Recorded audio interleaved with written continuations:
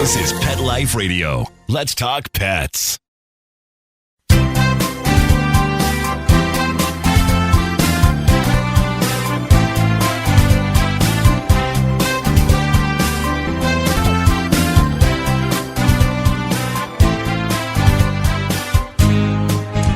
And good morning. You're here live with Dr. Jeff, host for the next 30 minutes here on Pet Life Radio. Ask the Vets with Dr. Jeff talk about pets. Pretty easy. And in order to talk about pets, I'm always ready to talk, but we want to hear from you as well. So I'll give you a couple of easy ways to do it. Number one, toll free, 877-385-8882. Once again, 877-385-8882. Or better yet, you can join us live on Google Hangouts. Just go on to PetLifeRadio.com, click on the Ask the Vets with Dr. Jeff tab, and scroll down and you will see a link for Google Hangouts where you can join us live. We can see you. You can see me. We can see, hopefully, your pet or pets, if you can have a big enough screen to hold them all or a big enough lap. And anyway, we can talk about anything you want. I always come somewhat prepared because I have a lot of shy listeners out there, but it shouldn't be. I want to thank our sponsors, Save This Life, Microchip, and Bravecto, 12-week flea and tick protection, More Than a Cone, raising awareness, animal welfare through the arts. And anyway, just, hope you're having a great weekend. I certainly am. Here in LA, just to make you a little sick, maybe, I don't know, depending on where you're from, but in the last couple of days, it's been in the mid to high 90s. Today, interestingly, there was like an instant 15-degree drop. So only going to be in the mid-70s. I know you're getting your violins out. You're so upset for us. I hope you there in the Gulf Coast and the Southeast are drying out from the hurricanes and tropical storms. As I always like to do, start the show off. Maybe something I talk about will stimulate a little interest to get you guys to pick up the phone, 877-385-8882. Or if you're listening online, just join us online. It's that easy. So anyway, I always like to go through some of the pet and vet websites just to see what's kind of new in the news. And this was no surprise to me, but it might be to some of you that scientific research is the key to improving animal health and welfare. And not only for us, but it also helps the human research. So medical discoveries made by veterinary teams in the veterinary science research centers, the universities, for example, the pharmaceutical companies, that can not only help save lives for animals, but for people as well. It's gotten to the point where there are so many similarities in the medications used, in the techniques, that each are adopting and adapting some of the techniques and medications from one proven success to the other. So it's no longer animals are being used for testing and then it goes to humans. No, our veterinary schools, laboratories, pharmaceutical companies that are testing medications on animals for animals are making such amazing discoveries in the lab as far as gene and DNA and the mechanisms of actions of these medications. They are then applying them to people and vice versa. For example, the classic example is the similarities between FIV, feline immunodeficiency virus, and HIV. And so the belief is that whichever group or groups come up with a vaccine for one, they probably will be able to apply the same science and technology to the other. And that makes it really cool. So veterinarians are no longer that second-class citizen. There is so many advances being made on a regular basis that even things that are researched at the veterinary level can actually come in and help people, humans as well. And I just think it's cool that it's finally being recognized because we're the first in many areas as far as things that we've done to help people, drugs that we use, techniques that we use. And now they're realizing, oh my God, that's pretty cool. We should do that for people as well. So here's another one that the Navy obviously works with marine mammals as well. And they train dolphins. Well, there is a type of porpoise that is called the vaquita porpoises. And they're common in Mexico. And they believe there are only, get this, 30 left in the world. So what they're doing now is they're training dolphins to locate these porpoises using their sonar. And basically, they're going to try to capture them and start setting up selective breeding programs to help multiply these animals, these porpoises that are near extinction. It's amazing when you think about it that they're going to use another animal to help locate an animal, a like animal, a relative, if you will. And they feel that is sort of less invasive and less stressful to the vaquita porpoises because they're just swimming and being worked with other mammals, other porpoises. So I think that's pretty cool. Other dolphins. Something that we talked about a couple of weeks ago, and it's interesting because it's coming out again in one of the news sites, is that you look at dog food labels. Do you really know what is good and what isn't good? And the answer is, I would imagine, unless you're a nutritionist yourself or another veterinarian or a veterinary technician, you probably don't have any idea. But some of the buzzwords that you probably do recognize, things like gluten-free and non-GMO and using pumpkin and coconut and quinoa. So you go, oh my God, that's what I take. That's good for me. So it's got to be good for my pets. And what we're seeing is a lot of the pet food retailers are using those buzz terms and ingredients to help sell their product where there's really no proven benefit to the pets. But because the pets aren't buying the food. If it was up to a pet, they say, no, give me that meat and all the stuff that's inside and all those byproducts. I love that stuff, but they're not buying it. You're buying it. So when you see terms like that turn you on, that get you excited, that you want to eat more natural things and more fiber and all these things that your doctors and the media is telling you to do, you are translating that into your pets. And so it's interesting to see now, and just to note that so far, at least scientifically, there's no proven benefit to these. And I know there are certain circumstances when, yes, I like to add fiber. If I have a dog that has an acute colitis of the large bowel, how do I know? Because the dog is still happy, alert, playful, active, and eating, but the stool has mucus and sometimes red blood. All right. So it's a mucousy, bloody stool. That's just an inflammation of the colon we call colitis. And we do know that adding fiber to the diet often helps. So yes, I'll tell people to add some bran or bran flakes, no raisin bran, of course, canned pumpkin or cooked yams or anything like that. And that will sort of help soothe and allow the colon to heal. And instead, before I start running to medications, there are some medications that are very effective. And sometimes I go to them. If just the fiber alone doesn't help, then yes, I'll add a little metronidazole, basically Flagyl. But, are probiotics and fiber diets necessary for the normal dog who's not having a problem? Again, empirically, you'd say, no, it's not going to hurt. For sure, it's not going to hurt. There's a new product out there, for example, that I really, really, really like. It's called Wagtricious. Like instead of nutritious, it's Wagtricious. Look it up online. So basically, the story behind this is, and I'm going to, give a shameless plug to a very, very good friend and dear colleague of mine, Dr. Edward Mosier. He is a board-certified veterinary nutritionist. For those of you who don't know what that means after the 4 years of veterinary school, he did his residency in nutrition. And at the end, you sit for your boards, and you pass your boards, and you become a diplomate of the American College of Veterinary Nutrition, called the ACVN. Clearly, it's not a very popular discipline, and they're a handful. I don't know, maybe 40, 50, I don't know, whatever it is. It's not like surgery or medicine where you got thousands in the country. So when I ever have a question about nutrition, of course, I'm going to go to my friend. I'm going to call Ed and say, Ed, what do I answer this? How do I answer? What do we need?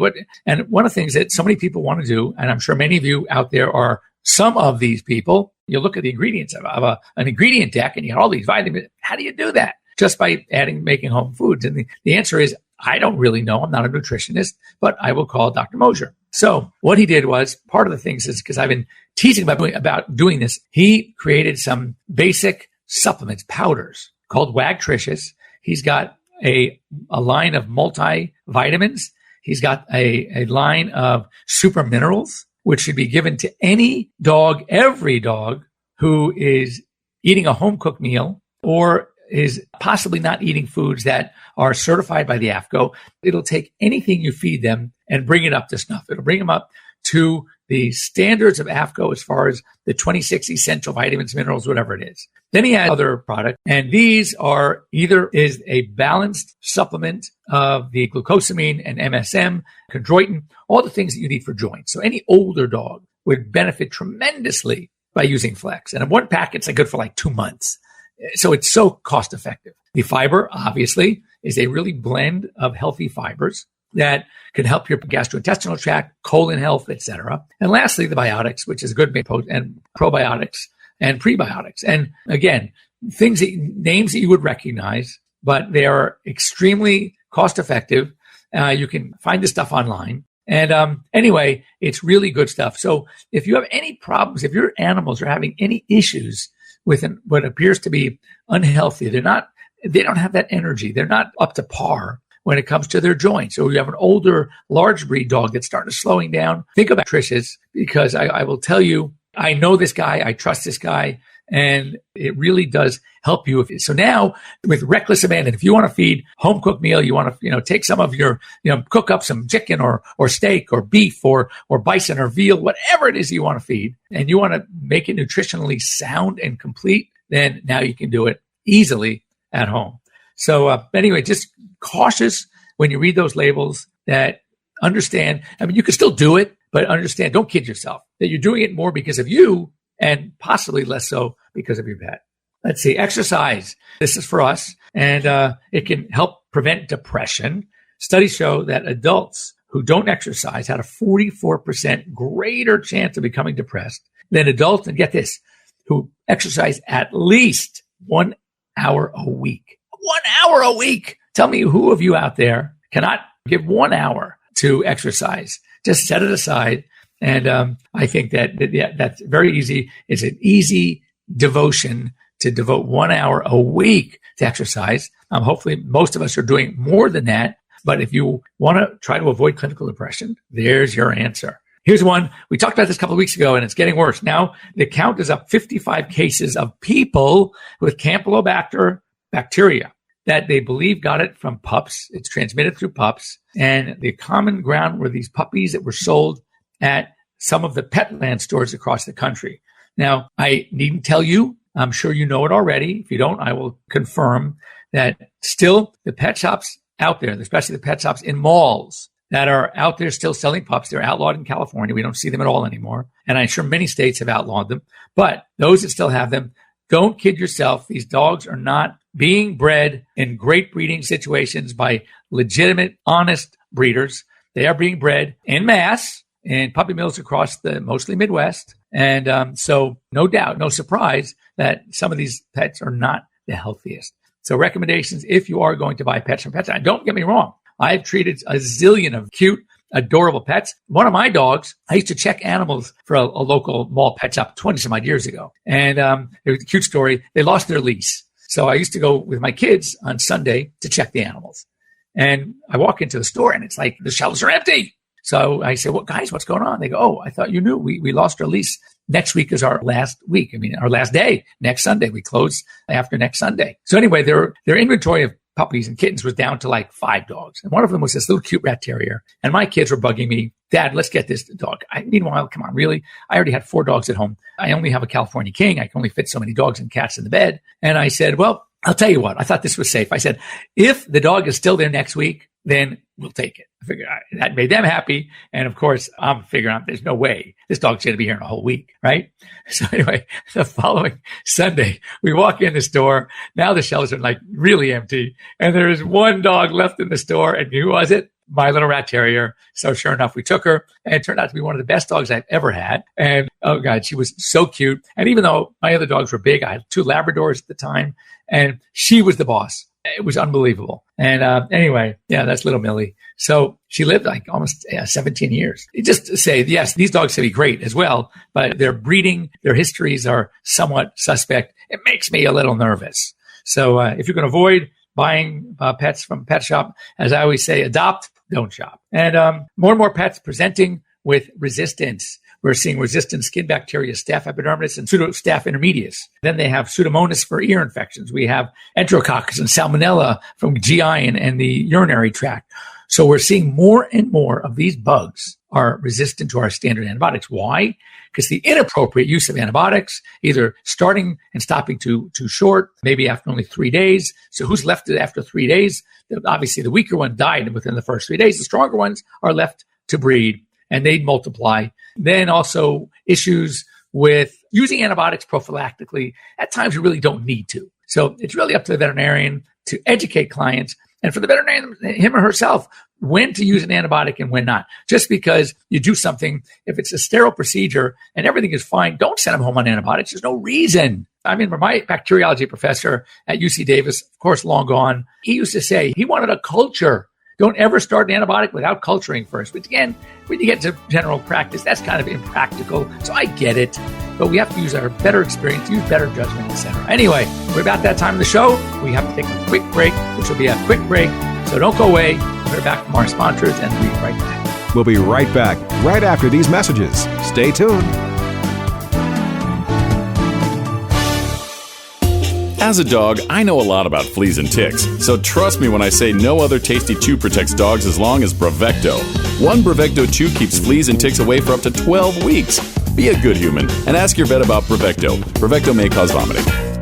They called it elephant skin. It was rough, wrinkly, like a Brillo pad. His hair was falling out in clumps. Petey stopped eating and all his hair fell out. Our golden retriever, Sundance, he scratched incessantly. There was hair all over. DINOVITE.com. 859-428-1000. The omega-3 fatty acids. Flaxseed, zinc, alfalfa. The digestive enzymes that are cooked out of regular dog food. Dinovite is nutrition. Within 2 weeks, the shedding slowed down to almost none. The scratching went away after a few days, and Sundance's coat was starting to get shiny and glossy. It's a 180 turnaround. His skin has cleared up. He's not in pain. If your dog has shedding, dry skin, excessive scratching, do the Dinovite. 859-428-1000. 859-428-1000. Dinovite for life. DINOVITE.com.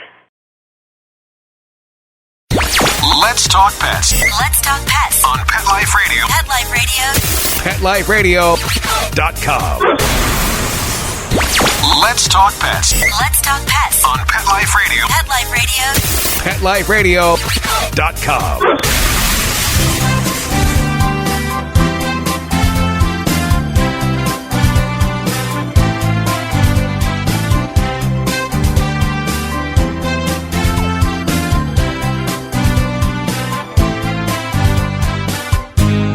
And welcome back. You're here live with Dr. Jeff here at Pet Life Radio's Ask the Vets with Dr. Jeff. One of the things I had a case this week that I wanted to share only because it brings an important piece of information that I think all of you should be aware of. And that is, when should you worry? When are things getting to the point where you should be concerned about whether or not you could take in? Now, I am the master of conservative when it comes to treating animals. I don't panic. I guess that comes from just years and years and years of doing this. And I always say the mixture of knowledge and experience brings you wisdom. So I'm not one. I really like to ask the right questions and know the patient and really decide, wait a second, is this something I have to worry about? And often I ask myself, not what it could be, but based on the questions I ask in the clinical science, what it probably can't be. And I'm more comfortable with knowing what it can't be than what it is, because if I can rule out the bad things by just saying it can't be that because X, Y, Z, then I'm a little less worried. So a good client comes in. She has a dog who's, believe it or not, close to 18, but she has other animals as well. And she calls me the other day. I was not in the office, but my associates were, that her little almost 5-year-old dog, 5 in December, so almost 5, was very weak, very depressed, not eating. And I asked her, a little dog too, like a Yorkie Chihuahua mix. So I'm a little bit concerned because they can't go very long without eating. I said, how long has it been going on? She goes, well, it's been about 5 days. And I'm thinking, 5 days? That's a long time. So I said, I asked her how the stool, and obviously not having a lot of stool, but it was very watery. And one thing I always like to check, I asked her to lift up the lips and tell me what color the gums were. And she goes, the gums were like very pale, almost white. Well, you can't have a little teeny dog, right, who's gone 5 days without eating, and the gums are white, and think that's okay. So, small breeds. I mean, I like to know if they don't go for a day and a half, max 2 days without eating, I'm already concerned. So some of the criteria you should look for, and these are the things that you should just learn. If a dog, for example, out of the blue vomits or has diarrhea and yet still wants to eat, still playful, is having bowel movements, I'm not that worried. All of us are going to spit up at some point. Cats do it from hairballs regularly. And you have to look, it's like, I don't treat the one symptom. I kind of look at the pet in front of me and see how is everything else. And like I said, I had a dog, it was a bulldog that also was vomiting, had very scant feces, but was going days, eating totally fine. So anyway, one night in the middle of the night, she took her to emergency, didn't call me until she already got to the emergency, and then calls me to tell me what's going on. And they wanted to cut the dog open. I go, whoa, time out. First of all, the dog is 7. I think by 7 years of age, you're going to know your dog's behavior fairly well. So I asked her, I said, first of all, you just tell me the dog's still been eating for all these days and not vomiting? She goes, correct. And just having some soft, mushy, watery stool. And I said, well, okay, so what would be the main reason to cut a dog open? Would be because of a foreign body, an obstruction. But I asked myself, what is the likelihood that a dog is going to eat for 5 days with an obstruction and not vomit after that very first time? And the answer, little to no, almost impossible. So I said, did they take an x-ray? Is there a gas pack? Can they see it? No, they couldn't see anything. There were some questionable areas of gas. I said, you know what? Have them take a picture of the x-ray and send it to me. So I look at the x-ray and I said, no, there is nothing right now that I see that would indicate taking this dog who is not in the habit of eating things, inanimate objects, for example, toys, and cutting this dog open. I said, let's just treat symptomatically. Let's give it IV fluids and you can give it an injection just to settle the stomach. Let's see what happens. So anyway, another day goes by. Now this was done at night. And at night, even this, it's an emergency specialty facility. Who is manning the show at night? It's the guy who graduated vet school in May. So I said, you know what? Wait till someone comes in. So they want to do an ultrasound. And this guy did not do an ultrasound. So they do an ultrasound. And I'm talking to now one of the clinicians the next day. And I tell her, the likelihood of this dog being obstructed and not vomiting is almost zero. So either it's just an inflammation. Now we could have a partial obstruction where some stuff is getting through, but not enough to cause a backup. I could buy that, a diverticulum, an inflammation, maybe a string form, something that doesn't actually occlude completely, but can cause some irritation. But the dog was still eating. How bad could it feel if it's still eating? And the bloods were normal. I just wasn't buying it. So turns out that one of the things that the radiologist who looks at the ultrasound, who agrees with me, says, no, the reason why the dog had the gas pattern is we find out from the history elsewhere when the dog was very young, before I even saw it as a patient, it had a spleen removed. And when they were in there, because she's a female, you got to open up the belly to take out the spleen, male or female. They figured, even though bulldogs are not necessarily known to bloat, but why don't we do a PEXI, meaning, as I talked about before, doing spays, especially in big breeds, to tacking the stomach to the body wall. So the reason why the x-rays looked a little funky with that little couple of gas pockets is just because the bowels were sort of stuck or held up against that area where the stomach is attached to the body wall. So it caused a little gas. And P.S. long story short, this dog still was not vomiting. A day later, went home and has been fine ever since. So, you have to be very, very cautious. I don't like people panicking. Always just don't look at the one symptom, the diarrhea, the vomiting, the limping. I mean, I want to know how many of you, right? Let's say you turn an ankle. All right. You missed the step and you're sore for a couple of days. How many of you run to the orthopedic surgeon for x-rays and a cast? Of course not. I mean, now, if you felt really, really badly and you can't put any weight on the foot and you suspect such a severe sprain or break, yes, that's okay. No different for pets. Don't think you have to rush in, especially after hours, to an emergency for things like an episode of diarrhea, a vomiting, a cherry eye, even a bite, a dog fight. Wash it up. Unless there's a huge piece of skin that's flapped and opened up and it's bleeding terribly, you can just clean things up if it's just some puncture wounds. And as I mentioned to people anyway, when you have a bite wound and there's only minor damage, we're not going to sew it up anyway. So we're going to clean it, treat with antibiotics, because what we don't want is an abscess to form under a freshly sutured laceration from a bite. We want it to be open. We want it to drain. So the last thing we're going to do is sew up the skin. Likewise, a dog that's bruised or is in an accident or even hit by a car. Of course, we want you to take a dog in that's hit by a car, but not to repair any broken bones, because guess what? That's the last thing we're going to worry about. First thing, we're going to worry about any internal damage. We're going to make sure the spleen is not ruptured. We're going to make sure the diaphragm is intact. We're going to make sure the bladder is not ruptured. And only then, after a pet is stable, are we going to actually repair. So many of these things are not emergencies. So I want you to know to worry is the following. If you have any kind of problem, whether it's vomiting, diarrhea, limping, that is going on for more than 3 days, the dog stops eating or cat stops eating, especially cats. Cats will get fatty liver syndrome if they go more than 2-3 days max without eating. A dog, as long as it's drinking, can probably go 5 days. But if it's a really small dog like this Chihuahua Yorkie, then no, that's too long. So you have to just use your better judgment. A couple of the tricks that you can do, not only looking at the gum color, but when you lift the lip, I want you to tap the gums with your finger. If they are bone dry, like sticky, then the animal's dehydrated. That means you should probably take your pet in to have it examined. Another thing you can do is, like you scruff a cat, you can pick a cat up. Well, you can take the skin at the back of the neck, dog or cat, pinch it and lift it. When you let go, if it drops down so fast that you can't even actually see where you tented it up from, then chances are hydration is okay. But if you try to lift the skin, you lift it up, you let go, and it stays there like a little mountain, right? Then that pet is dehydrated. Time to get in to see your veterinarian. So persistent problems causing dehydration, pale mucous membranes, those are the times you need to have addressed immediately. If you have a dog that has a problem, your basic issue, but is doing fine, it's still pooping and it's still eating and it still wants to play and it's wagging its tail, you look at the energy, you look at the attitude, then chances are this is not something you have to rush into. Treat with common sense the same day you would do yourself. Same thing, and that is if it's vomiting, hold off food for a little bit. One thing also you should know, that when dogs start vomiting, even if it's for something that's not important, their stomach goes through like changes and becomes very irritated. So even something as benign as water going into that stomach and stretching the stomach might induce vomiting again. So when they start vomiting or vomited more than once, what you should do is no food, just put a couple of ice cubes in their water bowl.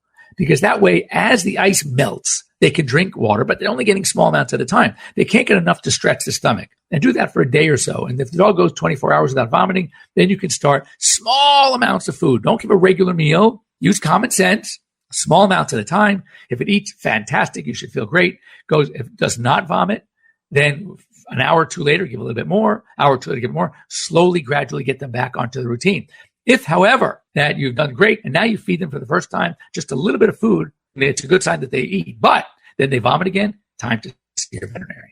Anyway, if you have any questions about this kind of stuff, please get a hold of me. Call your veterinarian. You can reach me at drjeff, drjeff at PetLifeRadio.com. And I will give you my phone number. We can talk about it. But I don't want you guys panicking. I don't want you spending unnecessary money. But I want you to know when you need to panic and take care of your pets. Anyway, thanks for joining me here. Pet Life Radio's Ask the Vets.